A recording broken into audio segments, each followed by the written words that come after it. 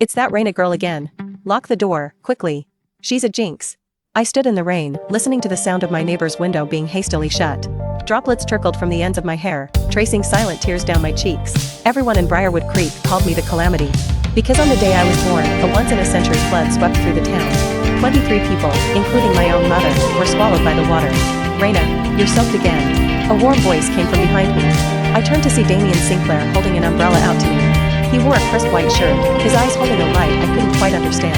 The Sinclairs were the wealthiest family in Briarwood Creek, controlling the town's economy. By all rights, he should have avoided me like everyone else, yet he always seemed to appear when I was at my most vulnerable. Thanks. I took the umbrella, a warmth spreading through my chest.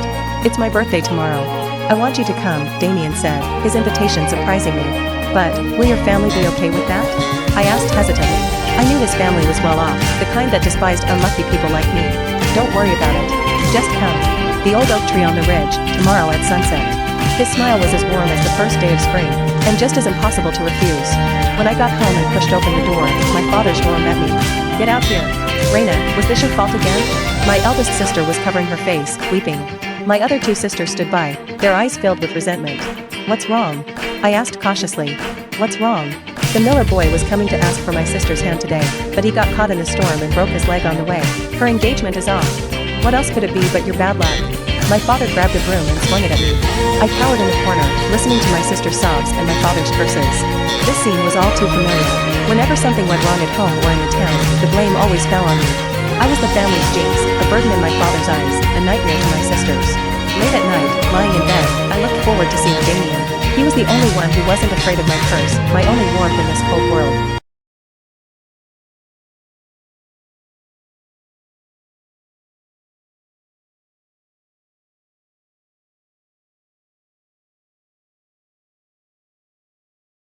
The next evening, I snuck out of the house and hurried to the ridge.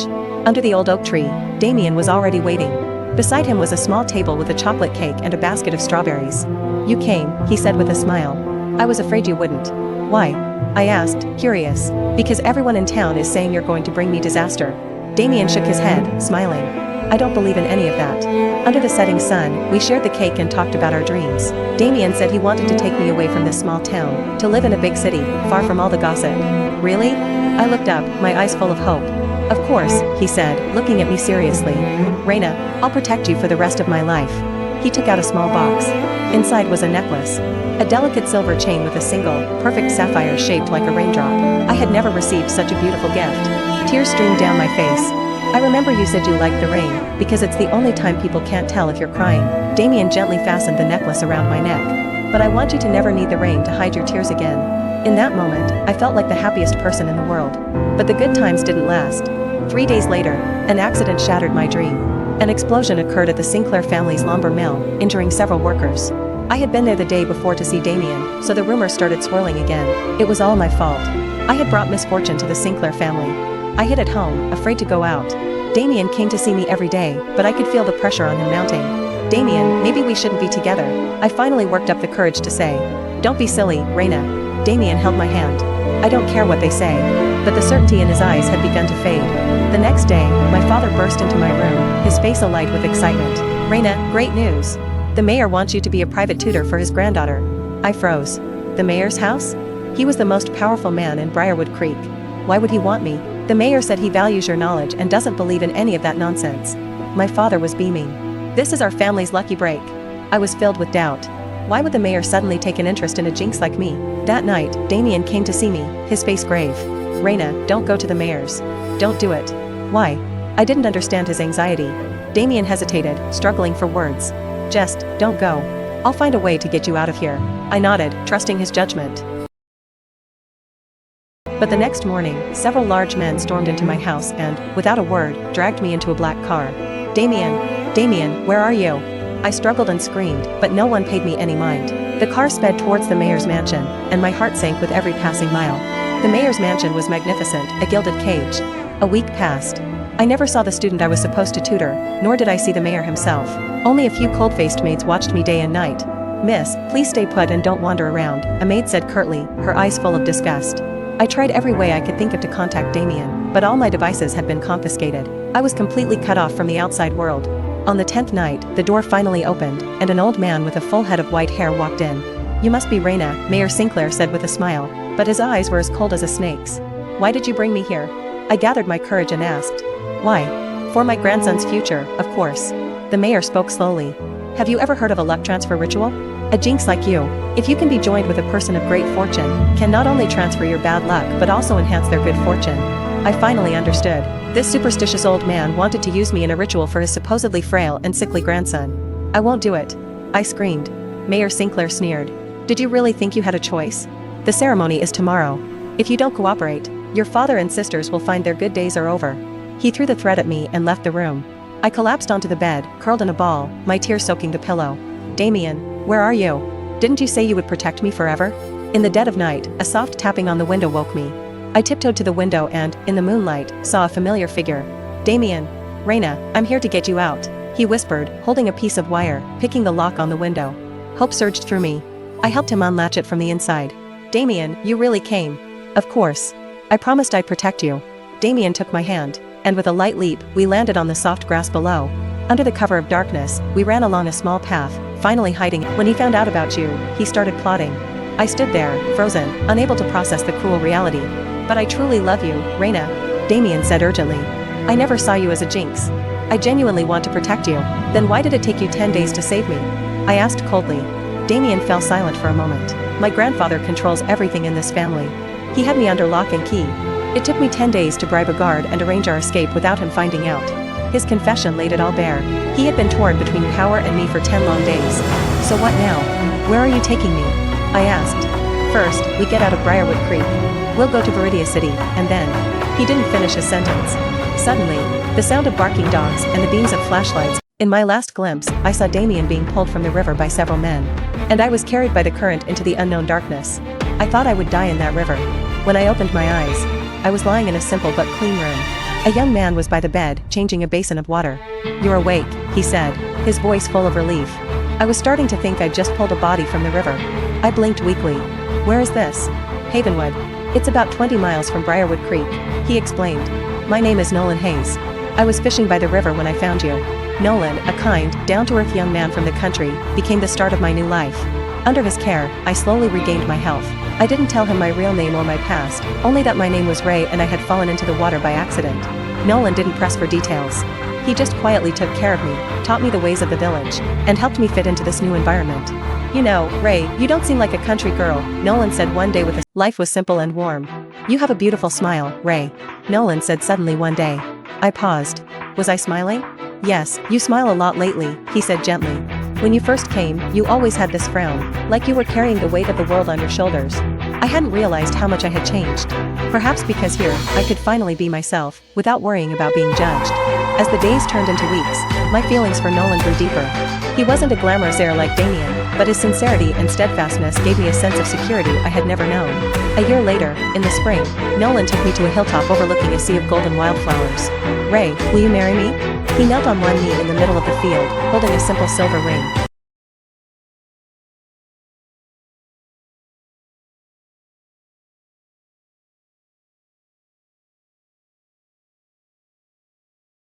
Tears blurred my vision.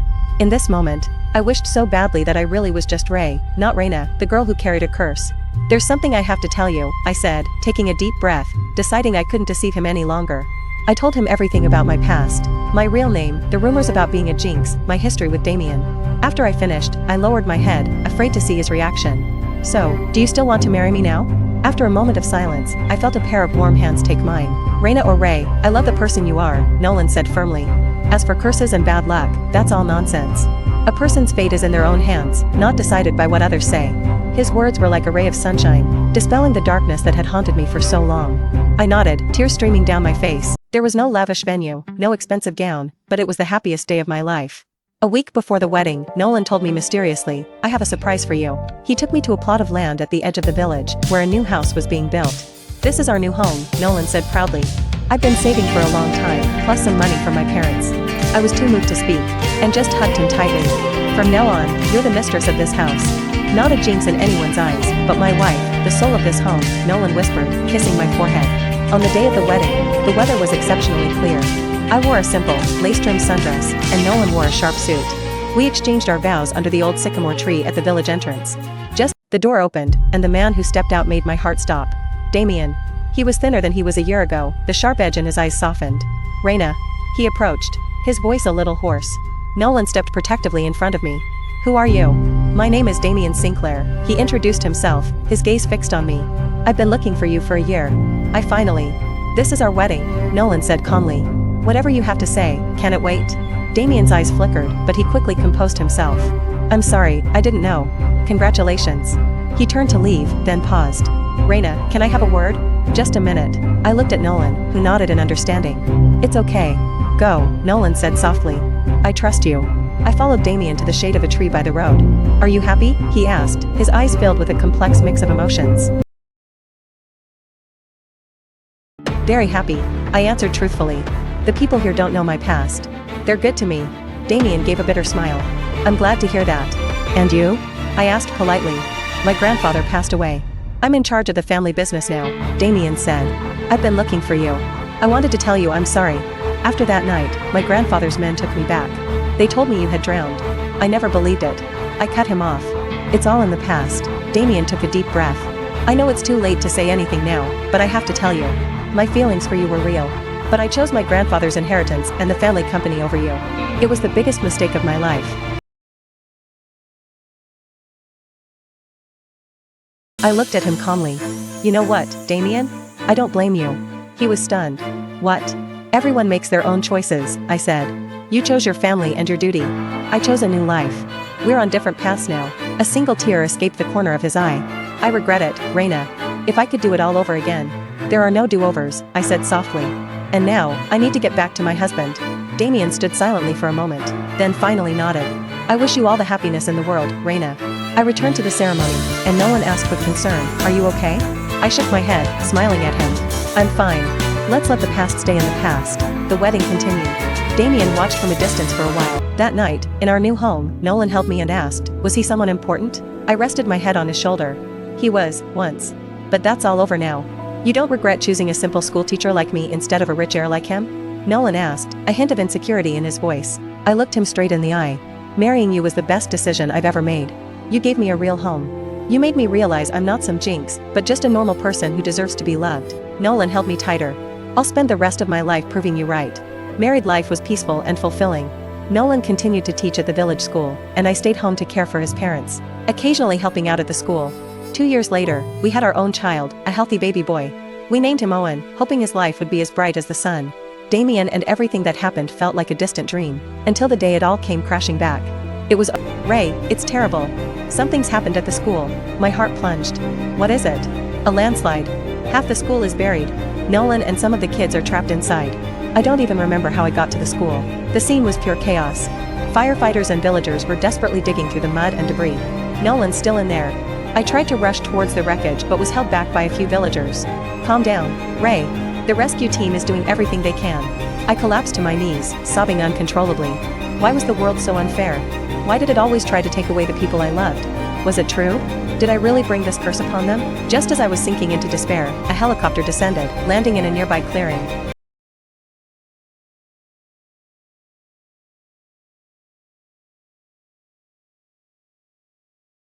A professional search and rescue team disembarked and immediately got to work.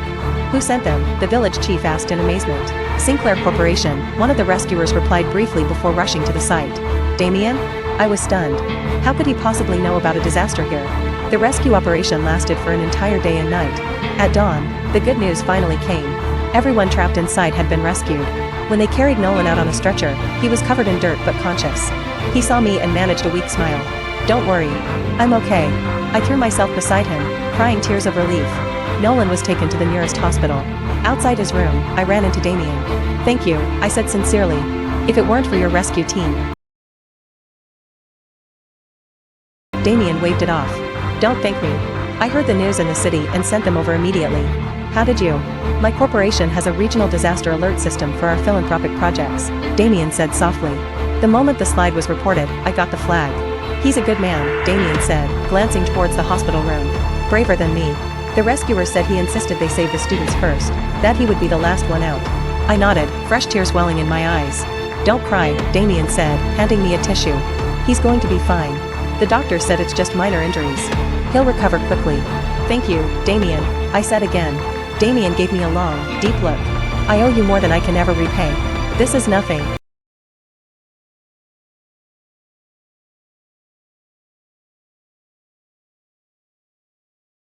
He turned to leave. Wait, I called out. Are you doing okay? Damien turned back and smiled faintly. I'm doing well. The company is thriving, and I've found my own way forward. That's good, I said, and I meant it. By the way, Damien said, pulling an envelope from his pocket. This is a birthday present for Owen. I know today is his birthday. I took the envelope. Inside was a card for an education fund. This is too much. I tried to refuse. Don't. Just consider it a small gift from me to your family, Damien insisted. I know Nolan has always wanted the best education for his son. I finally nodded and accepted the gift. I'll thank you on his behalf. Damien gave me one last look. Back in the hospital room, Nolan was awake. He saved my life this time. And the lives of those kids, Nolan said. I never thought he'd send a helicopter to rescue us. He's changed a lot, I said softly. Nolan took my hand. Actually, he came to the school to see me a few months ago. What? I asked, surprised. He said he wanted to fund improvements for the school. I turned him down at the time, Nolan explained. I didn't want to accept his help because, well, you know, a man's pride. A warmth spread through me, understanding Nolan's hesitation. But now, I think I need to let go of that pointless pride, Nolan continued. The school really does need improvement. Time flowed on, peaceful and steady. With funding from Sinclair Corporation, the school in Havenwood was transformed. A new classroom building, a library, a computer lab. The children finally had the learning environment they deserved. Nolan became the school principal, and I took a job at the school, teaching art and music. Owen grew up healthy and happy, just like any other child. Sometimes, in the quiet of the night, I would think about the past.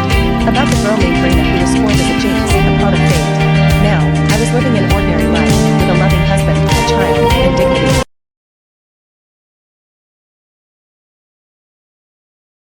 5 years passed. Damien would occasionally visit the school to check on the projects. But he always kept a respectful distance, never intruding on my life. And Nolan and I were as in love as ever. He was the anchor of my life, my safe harbor in any storm. Until one winter, an unexpected visitor shattered the peace. It was snowing that day when a battered old van pulled up in front of our house. The people who got out were my father and my eldest sister, Raina. My father looked much older, his eyes filled with a complicated mix of emotions. I stood frozen at the door, unsure how to react. We heard you were here, my father said with difficulty. Damien told us. I was secretly shocked. Why would Damien tell them where I was?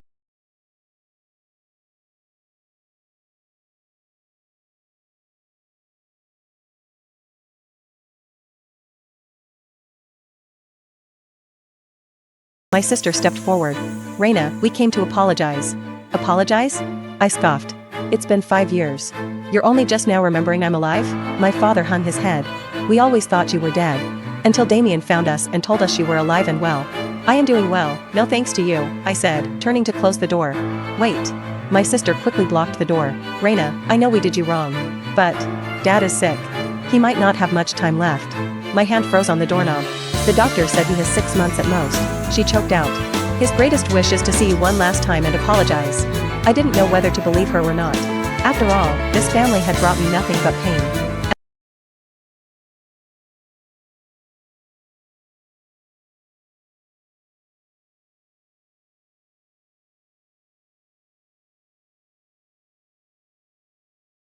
As I hesitated, Nolan came out from inside the house. Hello. Please, come in, he said gently. It's cold out here. Let's talk inside. My father and sister looked at him gratefully and followed us into the house. It was warm inside. Owen was playing with blocks on the rug. He looked up curiously at the strangers. Is this my grandson? My father asked, his voice trembling. I didn't answer, just silently poured tea. Raina, I know you hate us, my father finally said. We treated you like a jinx, blamed you for everything. What we did to you all those years. I can't forgive myself. Tears rolled down his wrinkled cheeks.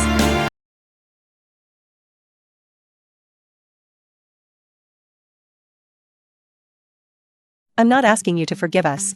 I just want you to know that we are truly sorry. My sister started crying too. After the mayor took you, we were glad. We thought we were finally rid of the jinx. Later, when we heard you had died, we were even relieved that we didn't have to worry about you anymore. Thinking back now, we were such horrible people. Nolan silently squeezed my hand, giving me strength. Why the sudden change of heart? I asked calmly. My father gave a bitter smile. When you're at the end of your life, you finally understand what's truly important. I don't want to leave this world with regrets. And, my sister added, in all the years since you left, the bad luck in the village never stopped. If anything, there were more disasters. People finally realized that all that misfortune had nothing to do with you. It was just life. I was silent for a long time, my heart a whirlwind of that moment touched something deep inside me. Whatever had happened in the past, this old man was still my father, Owen's grandfather. You can stay for a few days, I finally said. But don't expect me to forgive you overnight.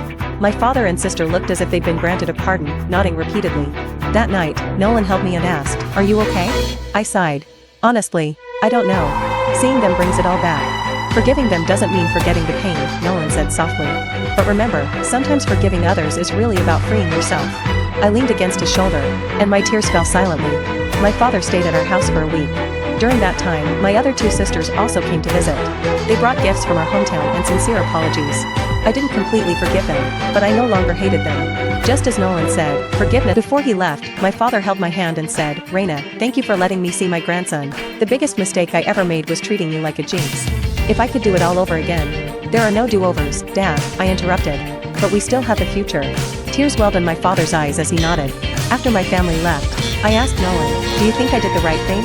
Nolan smiled and hugged me. "You did great. Some knots just need to be untied." Spring came, and the hillsides were covered in wildflowers. One day, I got a call from Damien, who said he was coming to the school to discuss some donation matters. Nolan and I met him at the school gate. When his car stopped, it wasn't just Damien who got out, but also a beautiful young woman.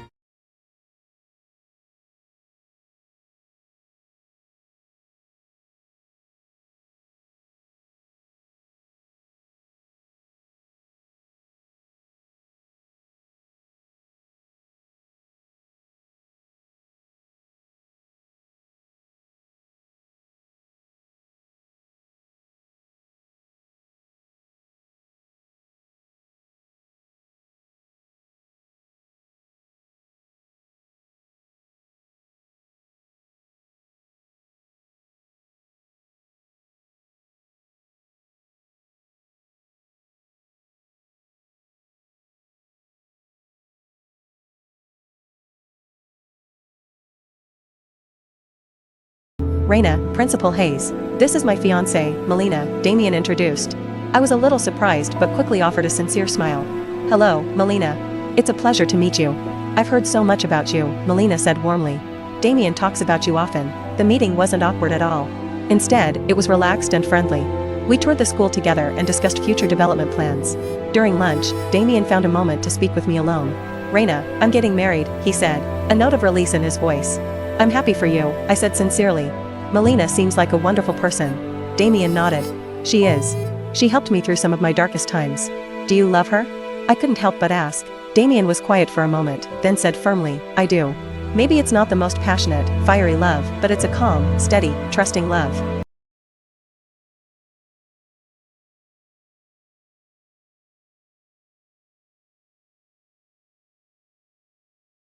I smiled and nodded. "That's more than enough." "Reina, there's something I want to tell you." Damien hesitated. "After you fell in the river, I never stopped looking for you. When I heard you were in this village, I watched from a distance for a while. Seeing you so happy with Nolan, I was finally able to let go. So the school funding, part of it was for atonement, and part of it was a genuine desire to help the children here," Damien explained. "I wanted you to be happy, and I wanted the children here to have a better future." I looked at him, moved. "Thank you, Damien. And about your father. I know you're the one who told them where to find me," I said. I was a little angry at first, but now, I think it was necessary. Damien nodded. "Everyone deserves a chance to right their wrongs. Your father, and me." In that moment, I understood that Damien had found his own path to redemption. After lunch, they prepared to leave. Before they left, Damien handed me a small box. "I'm returning this to you." I opened it. Inside was the sapphire raindrop necklace, the one he had given me all those years ago. "I can't take this," I said, shaking my head. "I'm not asking you to take it back. I'm returning what was always yours," Damien explained. "I want to make a clean break with the past." I took the box and nodded solemnly. "Thank you. I'll keep it as a memory." After seeing Damien and Melina off, Nolan and I stood hand in hand under the cherry blossom tree at the school gate. "Do you still love him?" "No." A month later, I received an invitation to Damien's wedding. Nolan and I attended the grand ceremony in the city. Watching Damien and Melina exchange rings, my heart was filled with nothing but blessings. The wounds of the past had healed. We had all found our own happiness. On the way home, looking at the rain-streaked scenery outside the window, I said to Nolan, you know what? I'm finally not afraid of the rain anymore. Nolan smiled and took my hand. Because no matter when the rain comes, I'll be by your side. Yes, no matter when the rain comes, he is by my side. This, I realized, is what true love, what a true family, really is. The girl who was once called a Jinx had finally, under the sunlight of love, bloomed with her own brilliance. When the rain comes, I am no longer alone.